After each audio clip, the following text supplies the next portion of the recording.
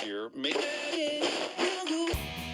First pitch swinging, line drive, he's done it. John Means has no hit the Mariners. They go! Brown fakes, dishes, Kyrie going for the 50-piece. Irving has 50! Pressure from the Steelers. Mayfield in trouble, and he's going to be taken down. Who else but T.J. Watt?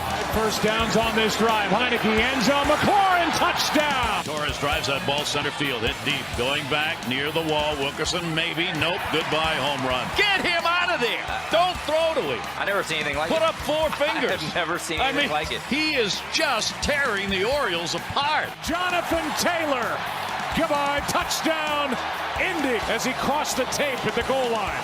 78 yards. And here we go. Hello, everybody, and welcome back to another episode of the Sports Department Podcast. I am Stephen Bologna, joined alongside Jesse Norman and Justin Valentovic. No Steve Clark today, feeling a little bit under the weather, so hopefully he gets back on track soon enough, and we'll see him on a podcast soon. I mean, no wrestling. I mean, he's been out of it. I wonder if we see him sooner in the office or on a podcast at this rate, whichever one comes first. But he's doing a little bit better, still a little lying symptoms of COVID, so he's getting there. Yeah, and it's time for another NFL division preview. We're joined by TJ Hawkinson, who missed the NFC North by a week. Jesse, I mean, the hair, are we going to cut anytime soon? Or Prime Jacob DeGrom right there. No, I don't think so. I'm keeping it. All right. Have you cut it since COVID began? Like, real talk, like, have you? I cut it when I literally, like, the week before I moved, I had a barber in North Jersey that I really liked, and since then I haven't had anybody else. I guess they don't have barbers in Michigan. Well, not Sam. No, that is true. Once Jersey, you trust one barber, you're with them till they die. Yeah. Honestly, so when I had to move, yes. Well, I've been going to the same barber since like high school, and it's out of my way now, so it's like I still go to him. Well, listen, Jesse's coming back to Jersey for 4 days. Get a cut. I might get a cut. We'll see. No, we were planning it's a 6-day trip. It's a 6-day trip. Yes, but 2 of which are travel days, so it's really 4. Yes, Justin was very upset with the details of your trip. It's bullshit. Well, speaking of bullshit, we got the AFC North to talk about. We're talking AFC North with the Browns, Ravens, Bengals, and Jesse's good old steel curtain, the Pittsburgh Steelers, which coming into the offseason made the biggest move, I'd say, with the Browns acquiring Deshaun Watson, who did not play last year because he was accused of sexually harassing 30 almost, I think. Yeah, an insane amount of women. Just a messy, horrible situation. And the Browns took the risk, traded for him, gave him a nice fat extension, and 6-game suspension is what is being recommended with no fine. But the NFL is going to fight that. So as they are pushing for a full year suspension. It absolutely should be. Like we've kind of all said, there's no precedent really for what he did and how to handle it. But the sheer number of just allegations and women and everything else is disgusting. And at that point, I mean, personally, I don't think he should play football ever again. That's just my stance. But if he were to get punished, it should be a hefty fine and minimum of a year at that point. Because at this point, they're saying PEDs and gambling on your teams when you're not even playing is worse than what he did, which is sick. Yeah, couldn't agree more. I personally think he shouldn't be eligible to play anymore.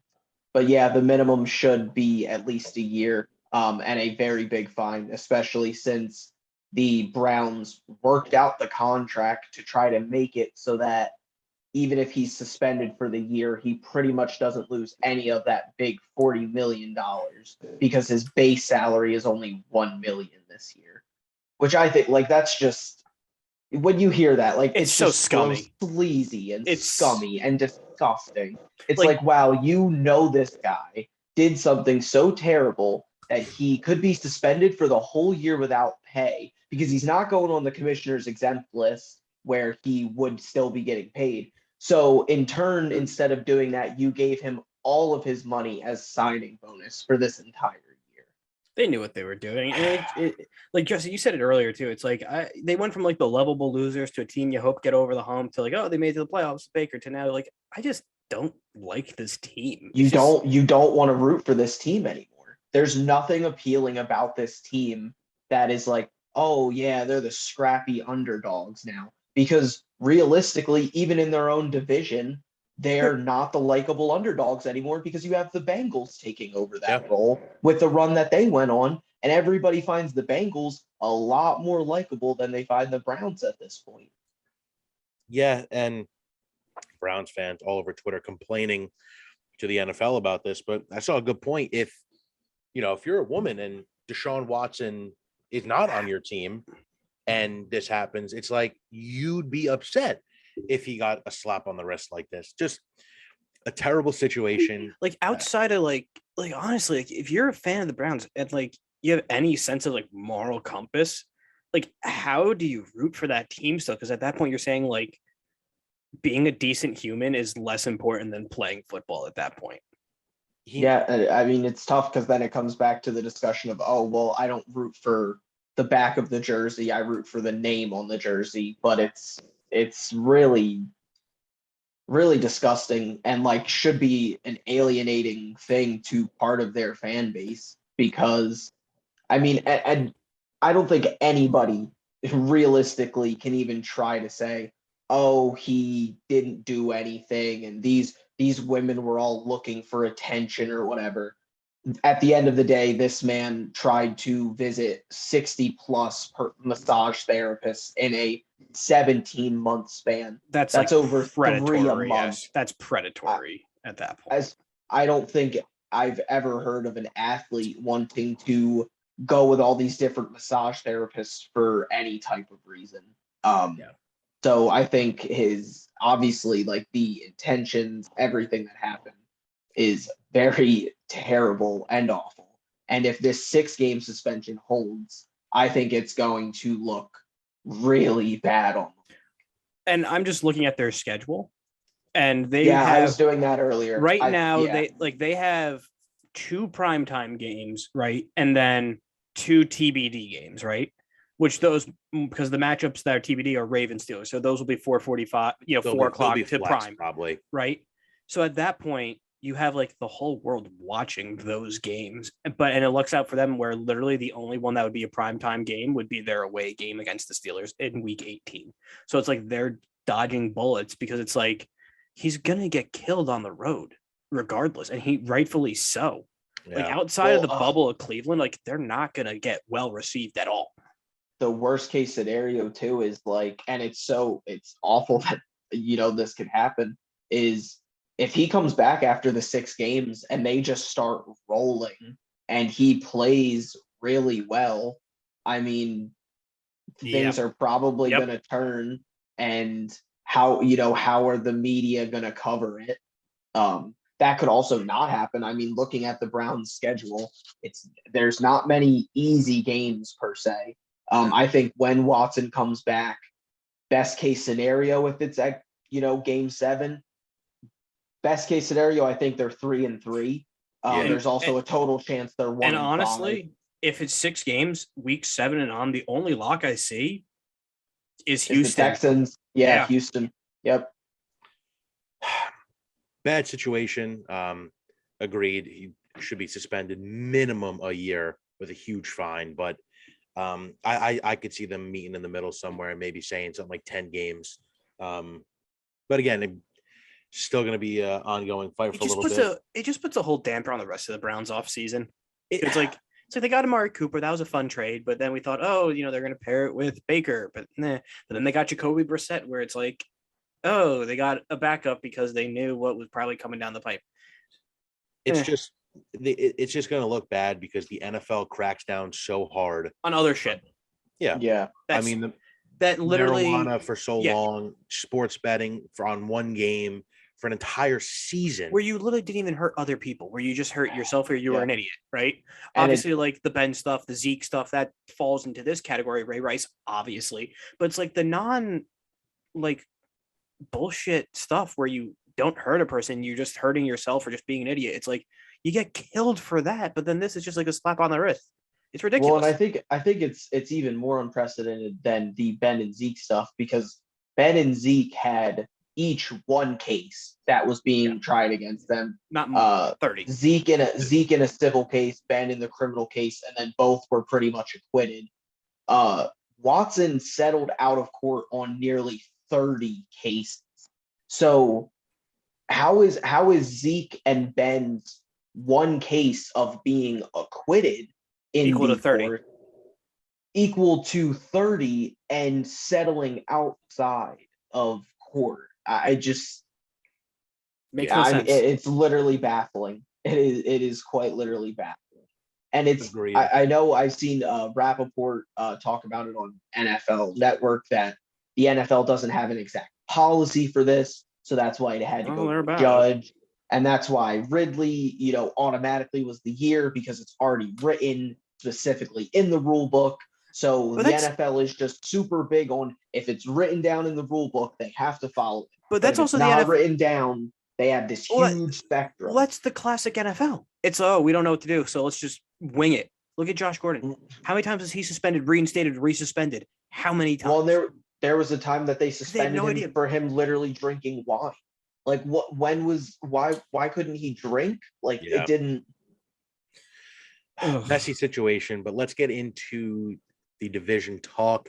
Now, DraftKings does not have the division odds. They're the only division without the odds. So we're going to go with. Honestly, that's because they were sitting on what happens. I know. Wait. I saw them the other day, and I think I can remember insider information. Well, no, I saw it on like. You gotta lose enough to get that info. Steelers were 10-1. Steelers were 10-1 to win the division, so plus 1,000.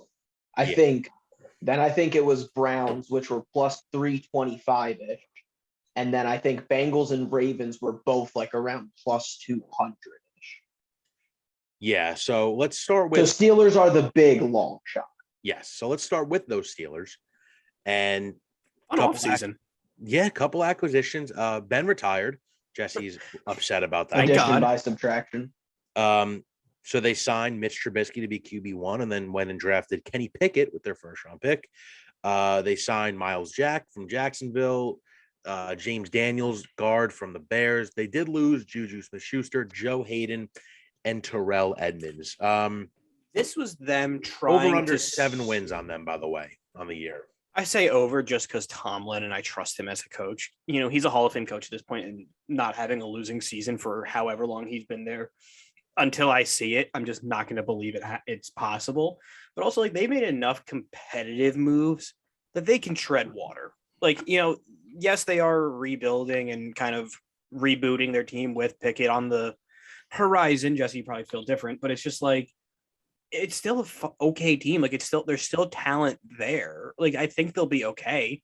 I don't think they'll be a playoff team just by how loaded the AFC is, but they're not going to be far and away the worst. They're probably coming last in the division just because someone has to, but it won't be because they have 3 to 4 wins. Yeah, I think this is probably an 8 to 9 win team. But when you look at that in the context of the division, depending on the Watson situation, because realistically, I think if Watson is gone for 12 games, then you're looking at the Browns probably falling behind pretty hard. But right now, it doesn't seem like there's another real route for the Steelers to finish, I think, above 3rd place, barring Kenny Pickett coming out and looking a lot better than he has at camp. None of the quarterbacks allegedly have looked good at camp. And Rudolph apparently is still in the conversation. So I mean that's just a joke. That's unfortunate. Is he not a free agent yet? I feel like he's just been there for 10 years. He has. I'm pretty sure. Not 10, but he's going on year 6, I feel like. Let me look it up. But I mean, I think this team, it's still obviously the defense is gonna be drafted in 18. Carrying. Oh, this is last year. Yep. And I mean, I think the defense is gonna have to try to carry, but I really have such low expectations for Pickett at this point.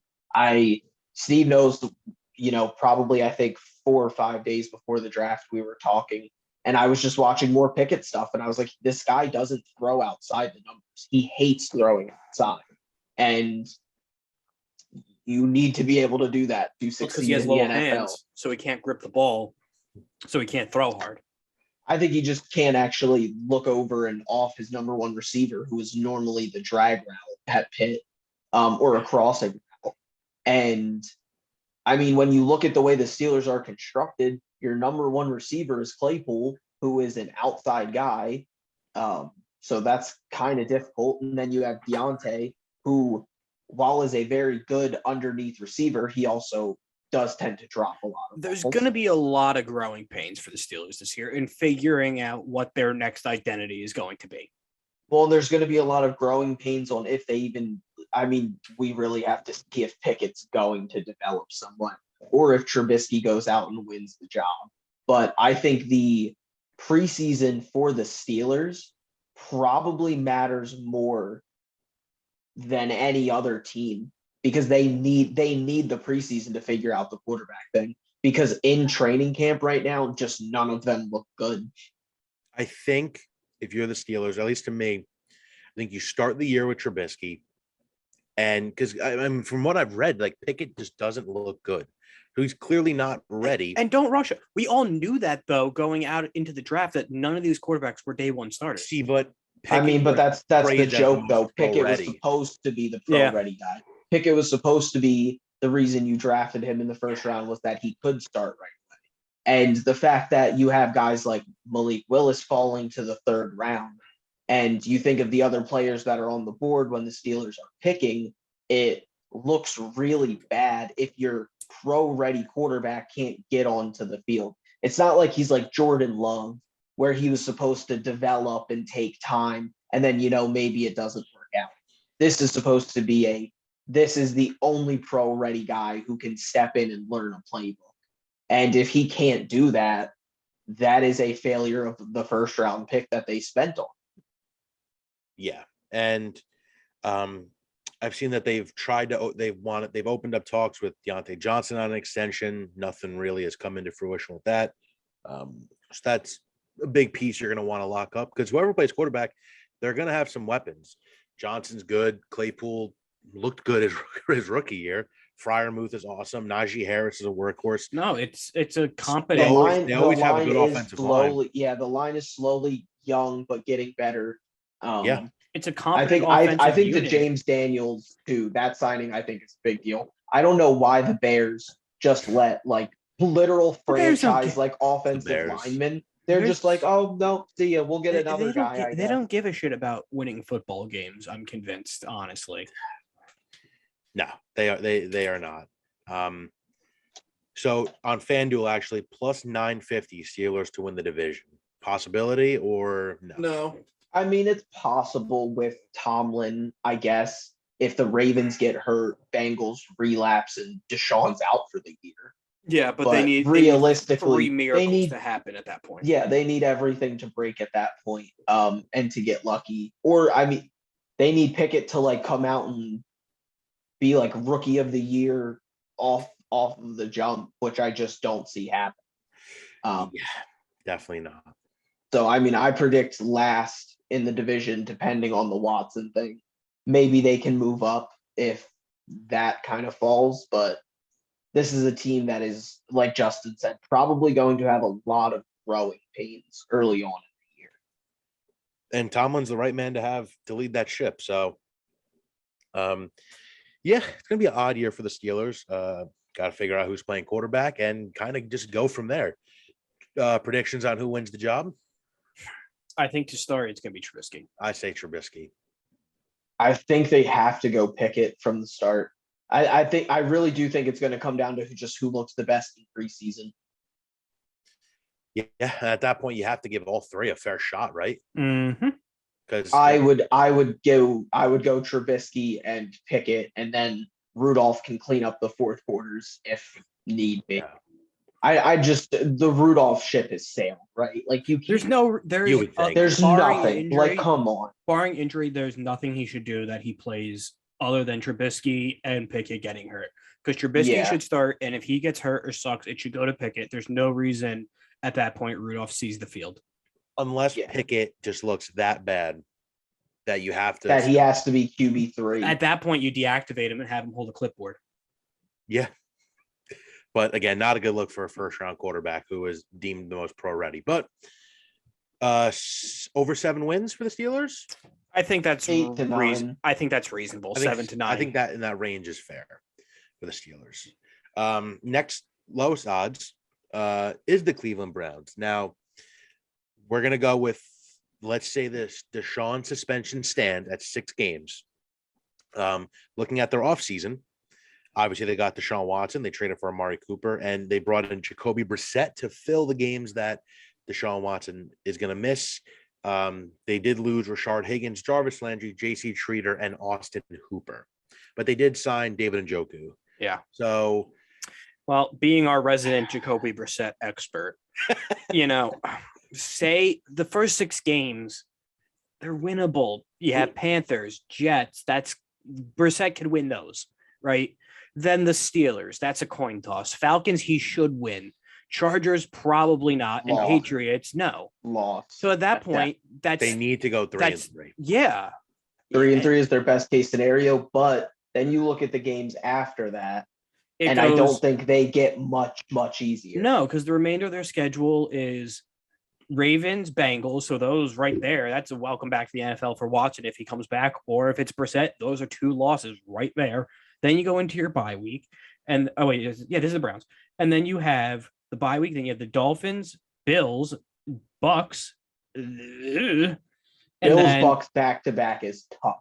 Yeah, and then even Miami's nothing to sniff at that point.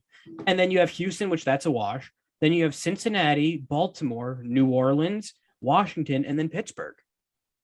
Washington. Yeah, so 3 of your last 6 weeks are Division 2. And then Washington and New Orleans, they're kind of on the same page with each other. At that point, they're not. It's not an easy win. No, they're not gonna roll over and die. Like at that point, they have 2 quarterbacks that can throw them into games that'll keep pace with them at that point. Well, and especially I expect at least New Orleans to still probably be fighting for a playoff spot at that point. Yeah, they're by default the second best team in the South anyway. And yeah, well, and if they look even semi-competent, they'll probably win at least 9 to 10 games. So if it's 6 for Watson, say they go 3-3, at that point he has to win 10 straight to have like a good season, because other than that it's going to be tough. 13-3 at that point, or whatever the hell it is. 13-4. Yeah, that's nuts. I mean, now you're even looking at a team like 11. I think, but also it's like underperformed. It's also like, okay, fine.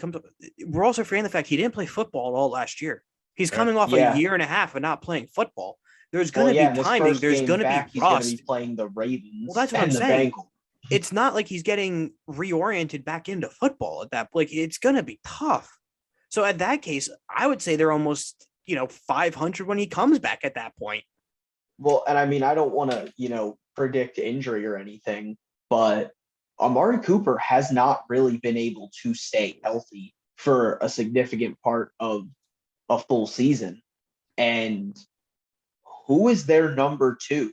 Donovan Peoples-Jones? He's apparently looked really good in camp. I will say that. But yes. I mean, cool. That's great. But if he moves up to your number 1, then who's your new number 2? Like, I legitimately don't even know who their number 3 is. They have rookie David Bell as depth chart number 3.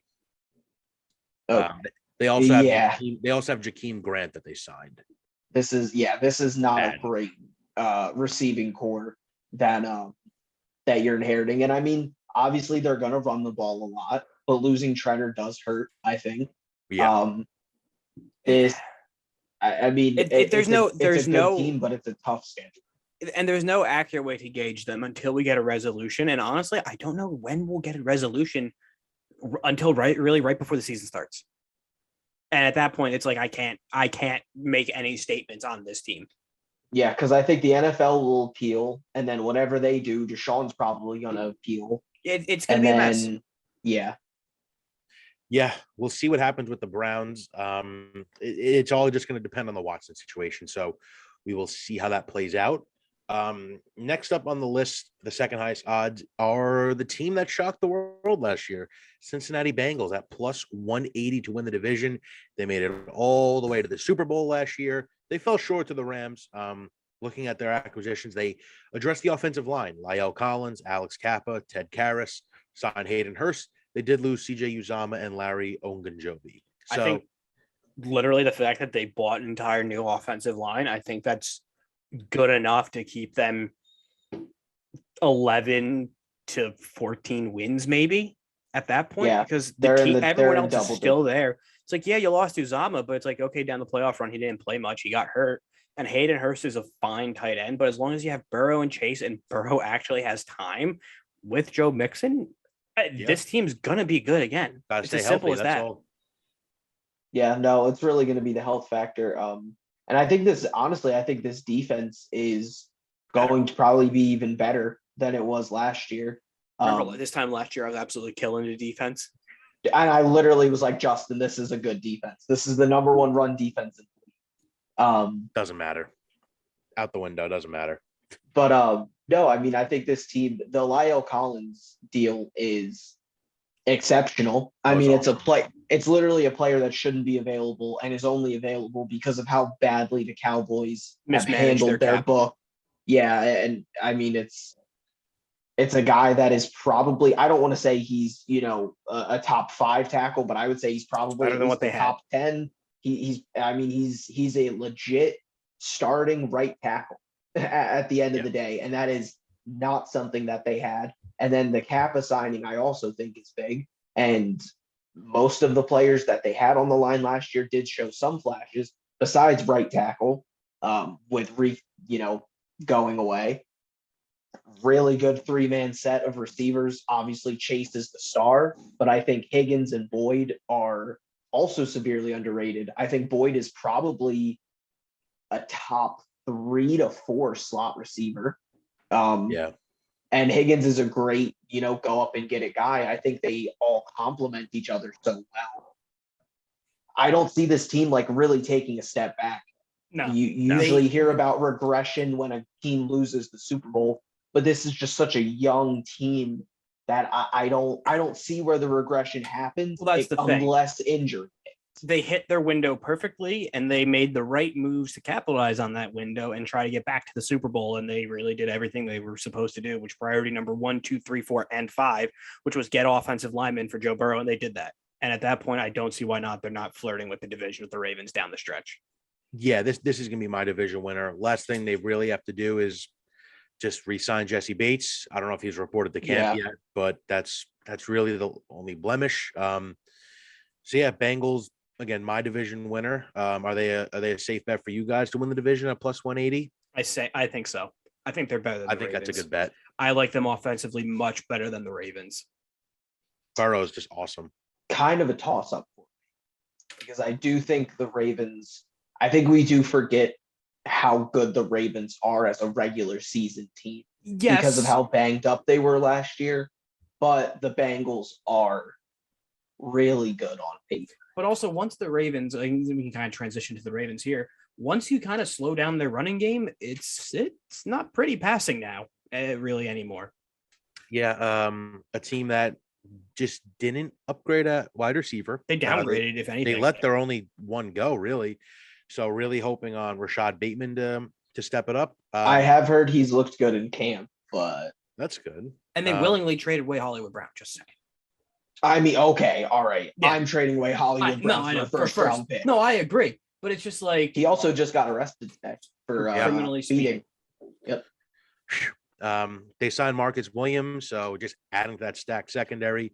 They drafted Kyle Hamilton. Tyler Linderbaum is just going to be a mauler on the offense. But it's like I like what they do, but they're still a run first team, and I feel like in this NFL, you got to be able to throw the ball and win in shootouts if you had to. And I don't trust the Ravens, not even because of Lamar being a quarterback. I just don't trust their offensive weapons to get open and catch the ball outside of Mark Andrews.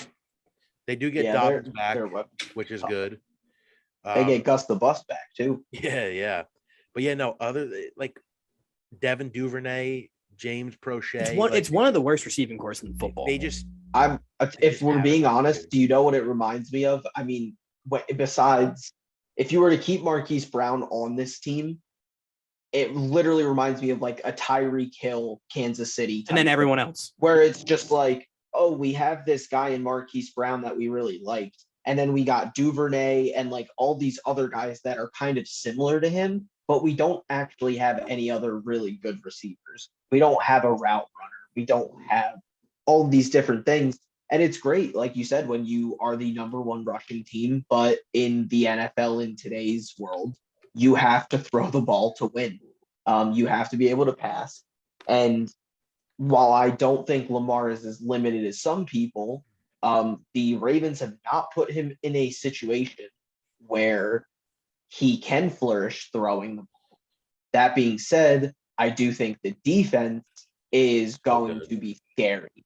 I think moving on from Don Martindale is going to prove to be very good, putting the extra emphasis on the safeties and the secondary, but now also having the pass rush actually be viable, instead of just, these weird zero blitzes that you constantly are blitzing every single time. And that is the only way you can get pass rush. I think this gives them a lot more flexibility to just 4-man rush and 5-man rush, where instead of just putting those cornerbacks out on an island consistently over and over again.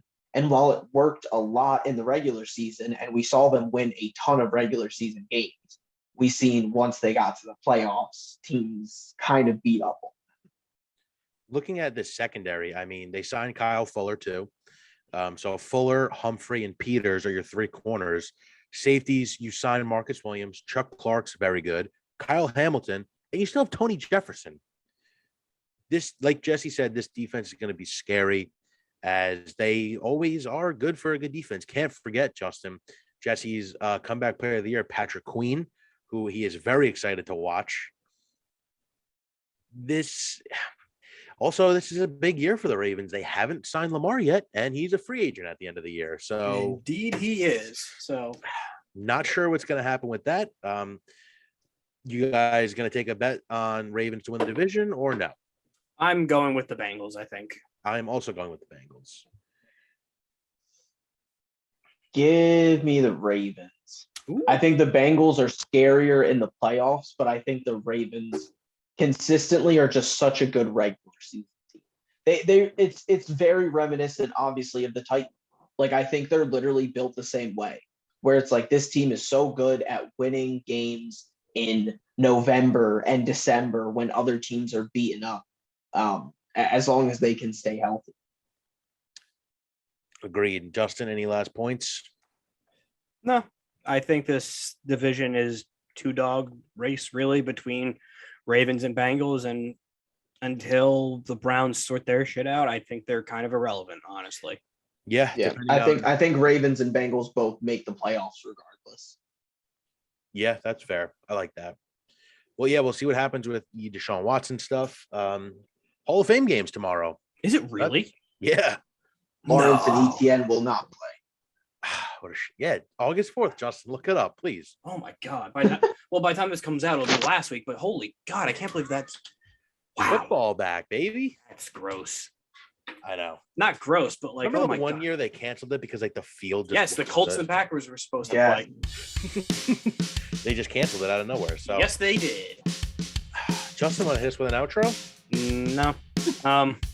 We're doing more of these breakdowns. We got the South and the East yet to go, so we'll probably start with the East next, and then we're doing some trade deadline stuff.